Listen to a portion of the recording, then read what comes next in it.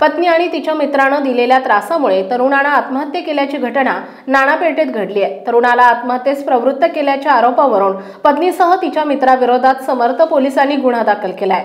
अतुल कदम असं आत्महत्या केलेल्याचं नाव आहे। अतुल यानं आत्महत्येस प्रवृत्त केल्याच्या आरोपावरून पत्नी सोनाली कदम तसेच तिचा मित्र कृष्णा शिंदे यांच्या विरोधात गुन्हा दाखल करण्यात आलाय। याबाबत अतुल यांची आई माधुरी कदम यांनी समर्थ पोलीस ठाण्यात फिर्याद दिली आहे। पोलिसांनी दिलेल्या माहितीनुसार अतुल आणि सोनाली यांचा 2015 मध्ये विवाह झाला होता।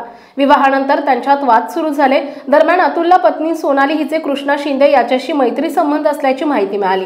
या कारणावरून त्यांच्यात वाद झाला। वादामुळे सोनाली वेगळी राहायला लागली। ती माहेरी निघून गेली। त्यानंतर सोनाली आणि तिचा मित्र कृष्णा यांनी अतुलला त्रास देण्यास सुरुवात केली। त्याच्या मोबाईलवर संपर्क साधून धमकावण्यात आले। पत्नी आणि तिच्या मित्राच्या त्रासामुळे अतुल यांनी गेल्या महिन्यात 15 जून रोजी राहत्या घरी गळफास घेऊन आत्महत्या केली। पत्नी आणि तिच्या मित्राने दिलेल्या त्रासामुळे मुलगा अतुलने आत्महत्या केल्याचं आई माधुरी यांनी दिलेल्या फिर्यादीत म्हटलंय। सहाय्यक पोलीस निरीक्षक शेंडगे पुढील तपास करतायत।